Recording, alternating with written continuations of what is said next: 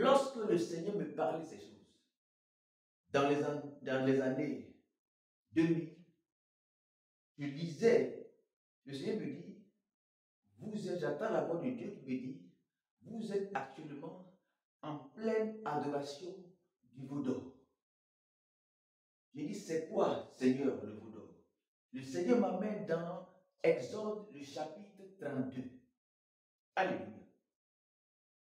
Dans Exode, le chapitre 32, le peuple de Dieu a été délivré par la main puissante du Seigneur en Égypte, de la captivité d'Égypte, de la main puissante de Pharaon. Pharaon qui était l'incarnation, n'est-ce pas, de l'Antichrist, qui dominait le monde. Dieu les a délivrés de sa main puissante. Maintenant, lorsqu'ils ont traversé la mer Rouge, leur leader, pasteur Moïse, un homme qui aime Dieu, Moïse aime Dieu. Alléluia. Alors dans le désert, ce sont les moments difficiles. Alors Moïse vivait aussi dans le désert avec eux dans ces moments difficiles, où le soleil était très fort, où il y avait des tempêtes de sable, où la nourriture n'était pas tous les jours là, au rendez-vous. C'était dur pour tout le monde. Alors il fallait marcher dans le désert pour le traverser, parvenir à la terre promise, la terre que Dieu nous a promis. Les gars là sont nés en Égypte, ils ne sont jamais sortis d'Égypte. Personne ne connaît le désert. Personne ne connaît la route qui mène à Canaan. Moïse, à un moment donné, est sorti, n'est-ce pas, d'Égypte, de la maison de Pharaon, et s'est promené dans le désert. Mais il ne connaissait pas la route de Canaan. Moïse n'était pas pressé. Pas que Moïse n'était pas forcément pressé, mais Moïse, il aimait Dieu. Il dit qu'il aimait Dieu. Par conséquent, il suivait la nuée. Alléluia. La nuée de Dieu marchait devant eux. Moïse regardait la nuée, le Saint-Esprit, il suivait la nuée. Alléluia. Les gens, eux, ne regardaient pas la nuée, le Saint-Esprit. Ils regardaient Moïse, le pasteur. Et donc, quand Moïse marchait, certains même voulaient taper les talons de Moïse pour dire, mais le vieux père, il faut marcher plus vite. Le vieux, marche plus vite. Il fait chaud, le vieux. Le désert n'est pas bon. Il y a trop de souffrance. Il y a trop de souffrance à l'église. On a trop duré. Le vieux père, allons vite, allons vite. Moïse marchait doucement, doucement, au rythme du Saint-Esprit dans le désert. Un jour, Dieu a convoqué Moïse à la montagne. Alléluia. En tout sens, dans Exode 32, Dieu voulait discuter avec Moïse. Alléluia. C'est dans ce cadre-là où on a retiré cette chanson. Seigneur, fais-moi voir ta gloire. C'est là. C'est la vie de quelqu'un. C'est la vie de quelqu'un. C'est pas notre vie. Alléluia. Nous, on chante la vie d'autres personnes. Alléluia. Alors Moïse est allé à la rencontre de Dieu. Moïse a fait 40 jours. 40 jours. 40 jours. Les gars là, ils sont en bas, ils sont pressés. Ils sont pressés. Le soleil les tape. Le vent sec. La difficulté de la vie dans l'église. Leur objectif n'est pas encore réalisé. Leur vision, ambition n'est pas encore réalisée. Leur Canaan. Ils veulent aller à Canaan. Mais Moïse, c'est comme Moïse leur perdait le temps. Eux veulent aller à Canaan. Leur vision, c'est Canaan. La prospérité. La prospérité qu'on te promet. La prospérité. Non seulement ils veulent aller à Canaan, mais avec eux, ils avaient également leurs prophètes. Il y avait des gens qui critiquaient Moïse, qui disaient aussi que Dieu leur parlait à eux aussi. Et donc les yeux n'étaient pas forcément sur Moïse, les yeux étaient sur la vision du Canaan, la prospérité. Alléluia. Par conséquent, Moïse avait tellement duré, il fallait prendre des décisions. Alors, leur leader, leur prophète à eux, qui était dans la foule, ils ont dit trop c'est trop, et ils ont pris les responsabilités. La Bible déclare que les gens ont entouré celui que le pasteur en second, celui que Moïse a laissé, c'était son grand frère, Aaron. Ils ont dit Aaron, Aaron, Aaron. On t'a appelé combien de fois? 3 fois. Le peuple, Aaron. Le peuple a mis pression, une telle pression sur Aaron. Aaron n'a pas pu supporter. Or, Moïse était chaque jour confronté à cette pression du peuple. Moïse est resté digne. Un mois, quelques jours, que Moïse a fait sur la montagne, Aaron a cédé au peuple. Mais le peuple a accéléré Aaron. Le peuple a mis la pression sur Aaron. Aaron ne peut pas tenir. Aaron n'a pas été formé à cela. Alléluia. Or, Moïse, il connaît le désert, l'école de Dieu. Moïse était formé dans l'école de Dieu. Moïse n'a pas été formé à l'école pastorale. Moïse a été formé à l'école de Dieu, à l'école du désert. Avant d'aller les délivrer, Moïse était un homme aguerri, un homme fait. Alléluia.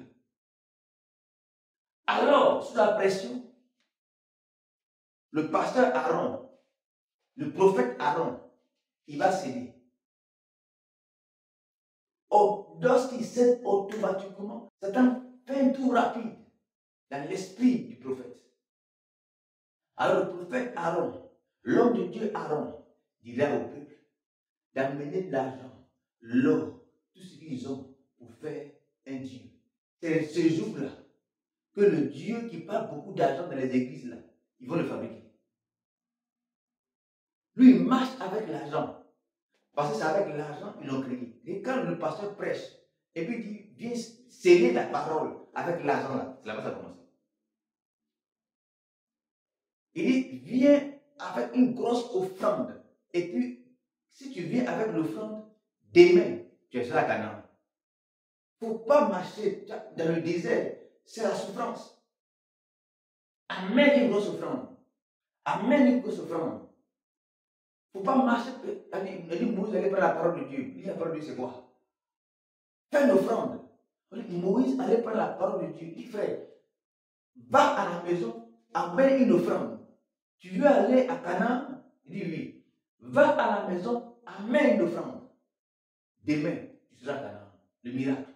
Le miracle instantané. Le miracle sur place, maintenant. Aujourd'hui, maintenant, aujourd'hui et maintenant. Alors le peuple est allé à la maison, en banque. Ils ont mis tout l'argent. Comment on prend l'argent pour fabriquer Dieu? C'est pourquoi tout aujourd'hui c'est l'argent. Tout est l'argent. Et moi, maintenant, je n'ai jamais besoin de la Bible. Ça n'existe pas dans la Bible. Ça existe aujourd'hui. Tout est l'argent. C'est-à-dire, si toi tu n'as pas l'argent, si toi tu n'as pas l'argent, tu seras frustré. Frustré va te tuer. Frustré. Frustré. 40 offrandes. Un dimanche. Mais comment on va s'en sortir? Mais s'il n'a pas l'argent. Alléluia. Et on regarde. On regarde. C'est-à-dire, non seulement c'est un tronc, ça tombe au loin là-bas. Tu ne peux pas mettre ta main, on dit non, on a voleur. Tu ne peux pas mettre ta main là-bas pour que tout le monde te voit. Mais il y a quelqu'un qui regarde. En bas là, c'est fait de sorte que quand ces pièces, tu entends, puis tout le monde te regarde en même temps. Si tu n'as pas l'argent aujourd'hui à l'église, tu seras frustré. Frustré va te tuer. C'est pas aujourd'hui que ça a commencé. Dans le désert, le prophète Aaron a dit, allez, prenez l'argent, amenez. Prenez l'or, amenez. Tout ce que vous avez qui scintille, amenez. C'est ce qu'ils ont pris pour faire Dieu. Alléluia. Et l'homme créa Dieu à son image, selon sa ressemblance. C'est là que ça a commencé. Alors, ils avaient deux dieux en présence. Un Dieu que Moïse allait adorer, un Dieu qu'eux-mêmes ont fabriqué. Mais pourquoi l'ont-ils fabriqué? Il y a beaucoup de raisons. Parce que le Dieu, il est à leur image. Enfin, il fait ce qu'ils veulent. C'est-à-dire que c'est pas là. C'est pas le Dieu même qui s'est dessiné. Les gens eux-mêmes ont dessiné Dieu. Mais comment eux, comme ils veulent le voir, aujourd'hui, c'est ce Dieu-là que les gens servent. Maman déguisée. Alléluia. Ils l'ont fabriqué à leur image, selon leur ressemblance, comme ils voulaient. Le Dieu de Moïse, il était comme une nuée. Il n'a pas de visage, nuée. Il n'est pas forcément beau. Mais celui-là, il scintillait. C'est-à-dire, comme les palaces aujourd'hui qui scintillent. Alléluia. Des maisons de gloire. Ça brille de partout. Les temples, ça brille de partout. Ça brille de partout. Vous connaissez une particularité des statues, car c'était un dieu, un veau en statue. La statue a une surface extérieure, taillée, polie, très beau. Mais quand tu retournes la statue, regarde à l'intérieur. Ça n'a pas de face. C'est mélangé. Parce qu'il y a une trou à l'intérieur. Quand il se casse, ou bien quand on regarde à l'intérieur du statut, ce n'est pas travaillé, ce n'est pas beau. Donc, l'extérieur, quand tu vois le temple. Quand tu vois le temple, tu dis, ouais, ça là, Dieu est là-bas. Mais à l'intérieur, quand tu vois le frère, quand tu vois la sœur, tu dis, ouais, Dieu l'a béni. Mais dans son cœur, le veau d'or est la représentation de tout ce qui est pacotille. Alléluia. Et c'est ce Dieu-là qu'ils ont fait. Alléluia. C'est ce Dieu-là qu'ils ont créé. Non seulement ça.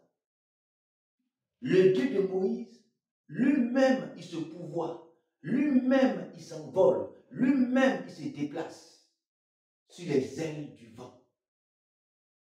Il leur donne lui-même. Mais ça, ce qu'ils ont fait là, ils ont fait des trucs pour attraper ça. Mais un Dieu qu'on attrape, c'est toi, tu veux aller à gauche. Dieu veut aller à droite. Pendant que toi, tu l'attrapes. Non seulement moi, je t'ai créé, je t'ai fabriqué avec mon argent, mon or. Et moi, je dis en bas à gauche, toi, tu vas aller à droite. Et puis c'est moi qui te tiens. Moi, tu te déposer. Quand je vais te déposer là, parce que tu vas aller à droite là, ça tu vas voir. Et leur Dieu là, on le tient, c'est lui qui donne sa volonté.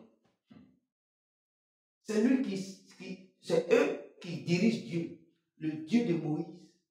Alléluia. Lui-même, il marche et on le suit. Votre église, aujourd'hui, en pleine adoration du veau d'or. Écoutez, le peuple qui a fait le veau d'or, ils n'ont pas dit, nous, on va retourner en Égypte. Ils n'ont pas dit, nous. Il n'a pas dit, il va retourner en Égypte. Il n'a pas dit, n'est-ce pas, il va rétrograder. Il n'a pas dit que lui, il ne vient plus à l'église. Mais il dit, lui aime Dieu. Il aime tellement Dieu qu'il est capable de faire des grosses offrandes. Et c'est ce qu'il a fait. Mais qui dit que faire les grosses offrandes, c'est une preuve d'amour pour Dieu? C'est tout que les ont fait ça. Et puis ils ont fait le veau d'or et ça.